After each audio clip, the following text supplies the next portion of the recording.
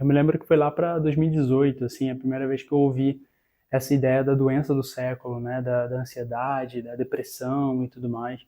Eu não tinha, eu lembro que eu não tinha contato ainda, não sei se eu não prestava atenção ou alguma coisa do tipo, mas naquela época, apesar de eu já lidar com essas coisas, eu não entendia essa ideia da doença do século, né, do que estava afetando todas as pessoas. E isso foi uma coisa interessante, porque depois disso eu comecei a notar um pouco mais, a observar um pouco mais as pessoas e, enfim, a forma com que as coisas ali aconteciam. E isso tudo me fez notar que as pessoas elas eram literalmente tomadas por isso, né?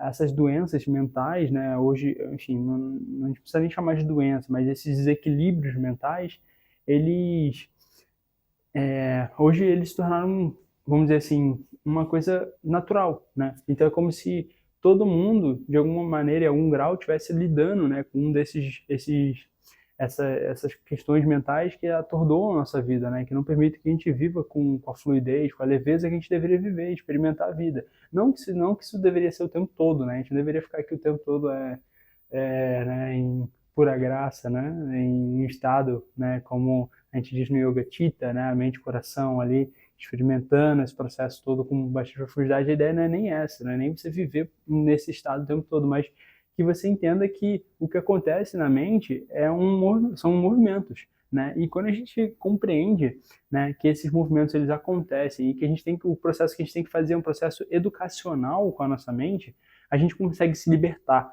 né? A gente consegue sair desse aprisionamento que é a nossa própria mente. É muito doido, porque assim, se a gente parar para pensar, a gente não tem como movimentar o que acontece fora, né? A gente não tem como organizar nada que acontece fora da gente com precisão, né? Então, eu quero que as coisas sejam dessa forma, enfim, eu vou fazer um vídeo, esse vídeo vai para muita gente, e aí esse pessoal vai, enfim, querer fazer yoga e eles vão mudar a vida deles. Então, não tem como eu controlar todas essas variáveis, tem que controlar o YouTube, tem que controlar quem está assistindo, vocês estão assistindo esse vídeo, que tenham vontade de fazer yoga, que a vida de vocês realmente vocês se dediquem para que o yoga transforme a vida de vocês. Olha quanta variável precisa para que tudo isso que eu falei dê certo. Agora, dentro de mim, tecnicamente, na minha mente, eu deveria ter a possibilidade de não controlar, mas conduzir da maneira mais assertiva possível, da maneira com que eu queria que fosse. Porque é a única coisa que é minha, né, que me pertence, entre aspas, aqui, né?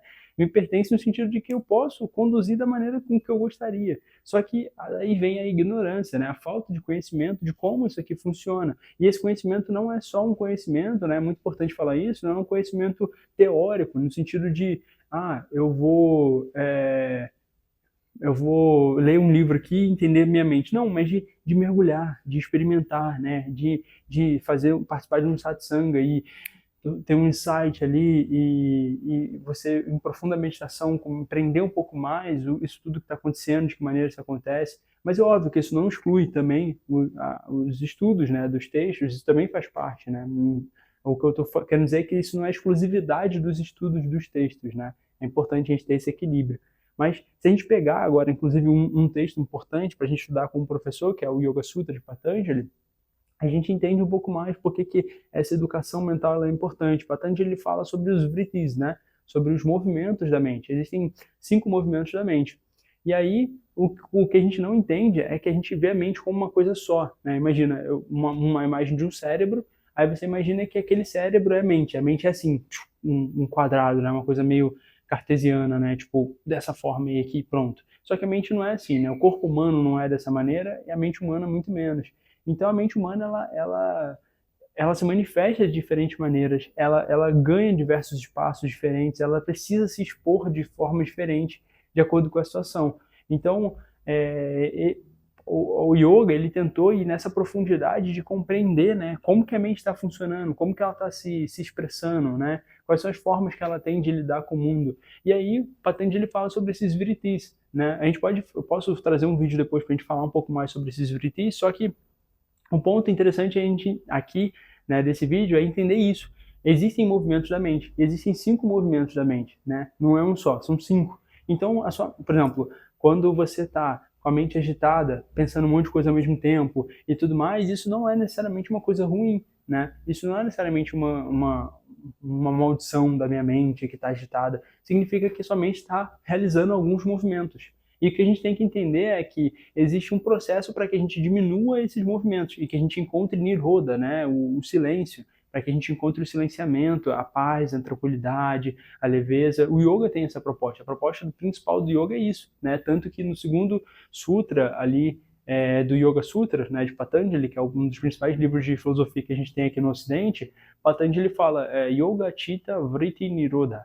Né? Então ele fala que o yoga, uma tradução literal, né, que normalmente a galera usa, o yoga ele é a cessação das flutuações da mente. Então as flutuações são os vrittis, e ele fala que esses vrittis a gente encontra, né, através desse estado, desse nível mental que é chitta, né, esse nirodha, esse silêncio. Então, basicamente o que ele diz é, olha, existem os vrittis, a mente funciona, a mente ela fica nesse negócio de eu estar aqui com vocês agora e aí, o que será que eu vou fazer daqui a pouco?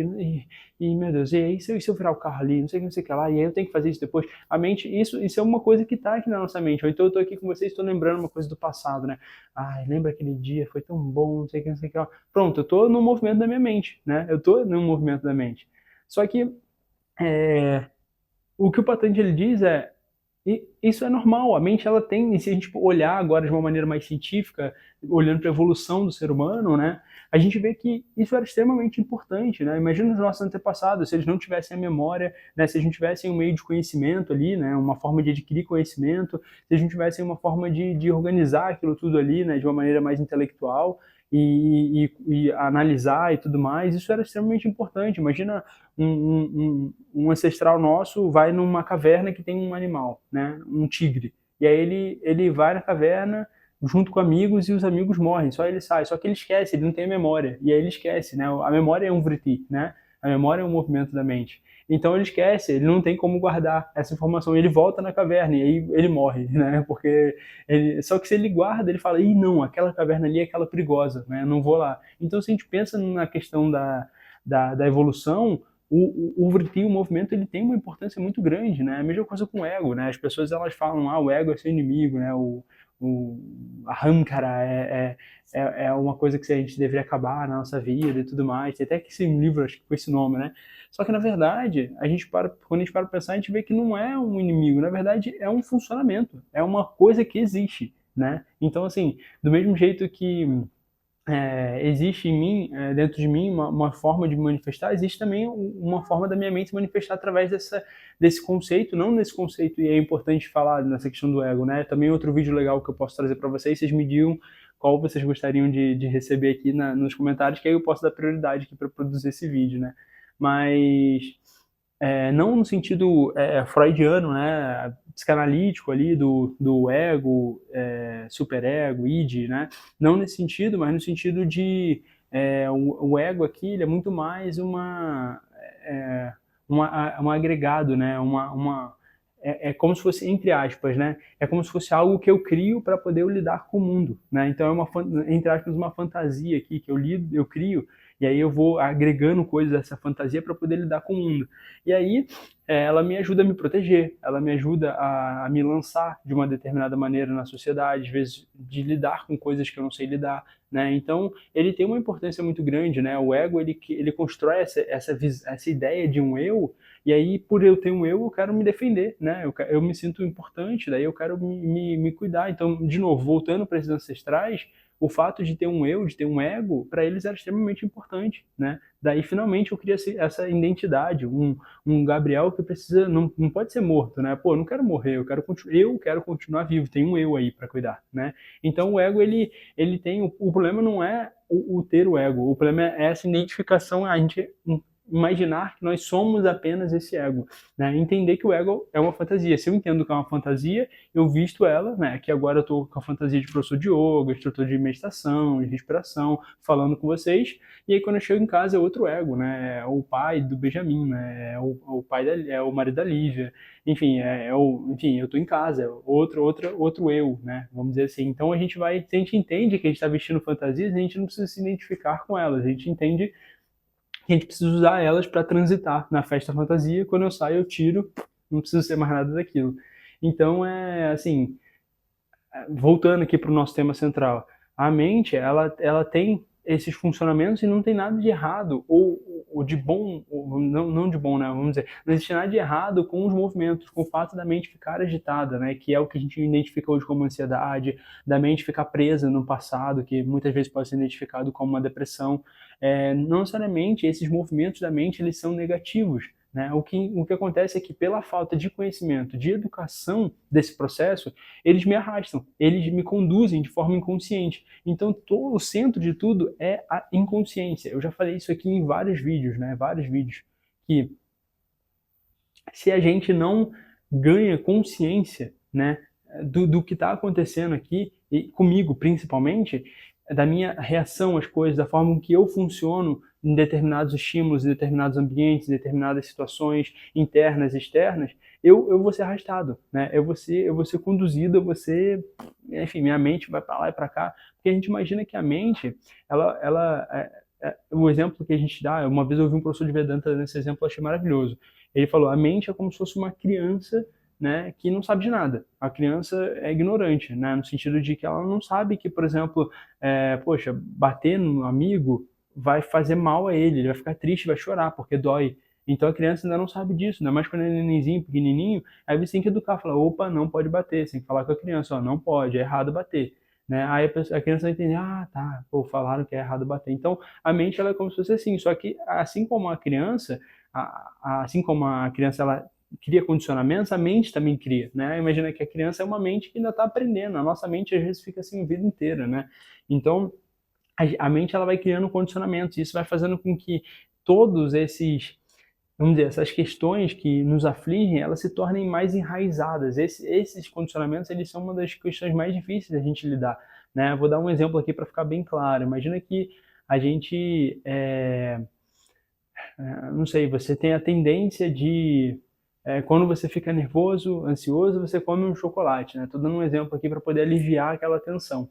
E aí, esse condicionamento que você cria, para você desfazer ele, vai ficando cada vez mais difícil, né? Vai ficando cada vez mais complicado a gente aprender a lidar com essas questões. Então, esses condicionamentos, eles são dos mais simples, como eu dei um exemplo aqui, que, enfim, é uma maneira mais fácil de lidar, uma questão de um condicionamento mais entendível que muitas pessoas passam, descontar na comida, mas existem condicionamentos muito mais extremos, muito mais complexos, né? E isso tudo vai acontecendo exatamente pela inconsciência desse processo que está acontecendo. A minha mente, por exemplo, ela começa a ficar agitada, começa a vir algum tipo de vrite, de movimento aqui que deixa a minha mente agitada. Em vez de eu olhar para isso, identificar e falar, ah, olha só, isso aqui causou esse movimento aqui, me deixou desse jeito, eu tenho que tomar cuidado com isso aqui. Por que isso aqui me deixa desse jeito? Eu vou olhar, né? Por que eu fico dessa maneira quando falam sobre esse assunto, quando me pedem para falar sobre tal coisa? Por que me sinto tão desconfortável? Por que eu fico agitado, ansioso quando eu tenho que marcar uma reunião com o meu chefe? Calma, vamos olhar para isso. Em vez de eu fazer isso, de fazer essa investigação, essa percepção, mergulhar, tentar entender, eu simplesmente deixo aquilo vir e aquilo me domina. E aquilo me dominou, eu fico inconsciente, né? Aquilo está acontecendo automático. Eu vou e vou buscar a partir dali uma forma de desfazer aquilo da maneira mais rápida possível. E nunca como eu falei, analisando, observando, mergulhando, tentando entender. É sempre dessa maneira. A gente aqui no Ocidente tem essa tendência, né? Eu tô com dor de cabeça, eu vou tomar um remédio, acabar com a dor de cabeça. Eu tô com ansiedade, tomo um remédio, apago com a ansiedade. Só que isso não resolve. Se a dor de cabeça fica voltando, não resolve, né? O centro. Por que está causando a dor de cabeça com frequência? Por que está causando ansiedade com frequência? O que a gente tem que fazer é mergulhar fundo naquela experiência. Então eu tive ansiedade, não é fugir dela e tomar um remédio e, sei lá, tomar como eu falei, né, comprar um doce para me ajudar a lidar com ela. Às vezes pode ser importante, às vezes a gente precisa de alguma coisa assim, um afago, um colo, um cuidado. Às vezes é importante sim nas situações, mas nunca como uma forma de fuga.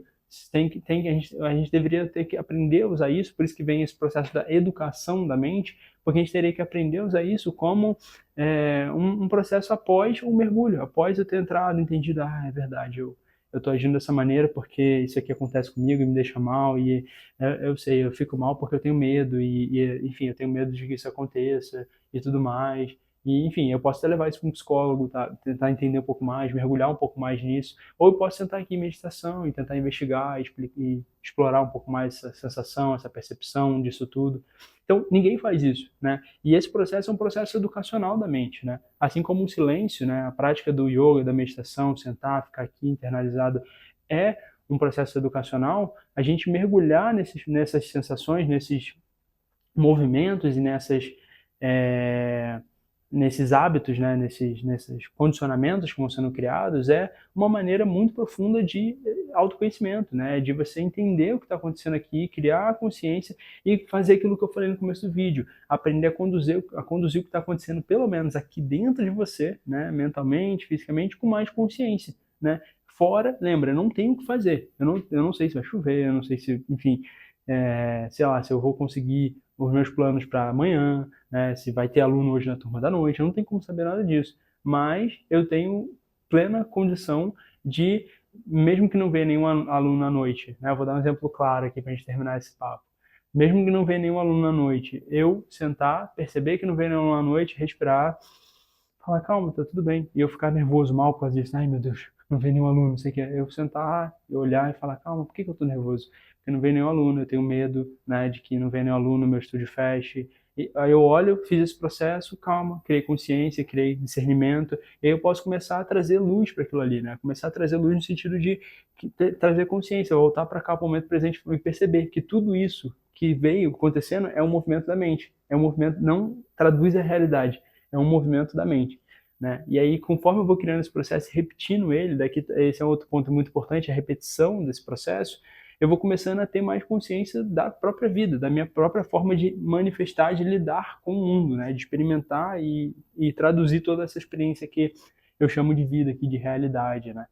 Então, enfim, esse é um tema muito importante, esse vídeo aqui sobre cuidar, educar, conduzir sua mente. Espero que vocês tenha ajudado a esclarecer um pouco mais esse assunto, tenha sido útil para vocês. E uma forma, como eu falei, eu sempre tento trazer uma coisa prática, né? Um conceito prático, uma ideia prática. E o que eu indico para vocês é começar praticando a meditação, né? Vocês podem começar fazendo esse exercício que eu falei para vocês agora, de vocês sentirem alguma questão, uma ansiedade, se for muito forte, às vezes é melhor fazer isso com alguém, com um professor, né, com um psicólogo, ou alguém que seja profissional o suficiente ali, que tenha condição de te ajudar, né? Mas você pode, se você for uma coisa mais simples, pode fazer com você, olha, depois do almoço todo dia eu tenho vontade de comer doce. Por que eu tenho vontade de comer doce depois do almoço todo dia? Né? Tem umas questões fisiológicas por trás, né? Pode ser química ali e tudo mais, mas às vezes é mental, às vezes eu tenho um condicionamento da infância eu tô falando isso porque eu tinha esse condicionamento, todo dia ter uma sobremesa depois do almoço. Então, calma, eu preciso dessa sobremesa, sabe? Ah, eu tenho vontade de acordar e tomar um café todo dia. Por que eu tenho vontade? Por que eu tô com esse condicionamento, né? Eu fico, igual eu falei, a questão do doce, eu fico mal, eu compro um doce para comer. Por que eu tenho esse condicionamento? Então, você pode começar a olhar para isso, tentar entender, perceber suas reações internas, respirar, olhar para aquilo 1 minutinho, 2 minutinhos, né? Fazer essa investigação. Ou vocês podem fazer isso, obviamente, através do treinamento da meditação, do silêncio. Aqui, sentado em silêncio, muitos condicionamentos vêm, né? Estou aqui em meditação e, nossa, eu percebo todos os movimentos, eu percebo todos os condicionamentos. Então, a partir daqui, esse é um bom passo para a gente poder criar consciência e começar a entender, perceber e começar a ter mais pé no chão, mais presença, mais contato com a realidade para poder não ser arrastado, né, por essa questão interna que está acontecendo aqui com a gente. Então, vou deixar para vocês aqui no link da descrição uma aula sobre uma prática, na verdade, de 5 minutinhos de mindfulness. Seria um bom caminho para vocês começarem se você ainda não pratica nada, e se você já pratica, outro tipo de meditação pode ser um bom processo para você ter um primeiro contato aí, né, com essa meditação tão bonita que é o Mindfulness. E aí, gente, espero que vocês tenham gostado desse vídeo e a gente se vê na próxima. Tchau, tchau.